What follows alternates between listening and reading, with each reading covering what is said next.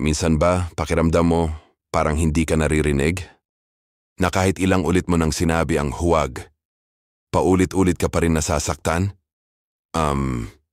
Tinanong mo na ba ang sarili mo, bakit parang wala namang saysay ang boundaries ko? Sinabi ko na naman sa kanya kung anong ayaw ko.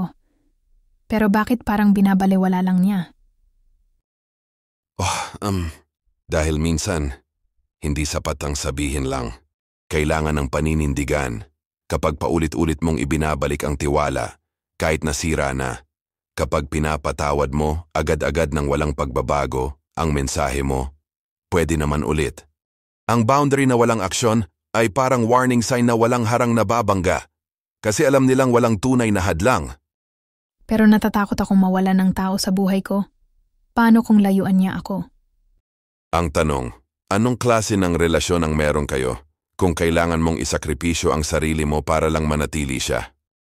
Ang tunay na pagmamahal, nakikinig, tumitigil kapag sinabi mong masakit, uurong kapag sinabi mong hanggang dito na lang. Kapag hindi nila iginagalang ang boundaries mo, hindi dahil hindi malinaw, kundi dahil alam nilang wala itong konsekwensya. Paano ko siya mapapaunawa? Ipakita sa gawa. Kapag nilampasan ka, lumayo. Kapag di nakinig, huwag hayaang ulitin. Hindi mo kailangang sumigaw. Ang katahimikan mo. Kapag may paninindigan, sapat na para maintindihan. Dapat mong tandaan, walang makakaapak sa'yo kung hindi ka lalapit ng nakayuko.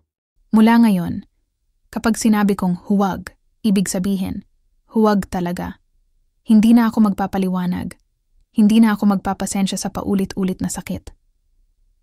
At kung mawala man siya, mas mabuting mawalan ng taong lumalabag sa'yo kaysa mawalan ka ng tiwala sa sarili mo.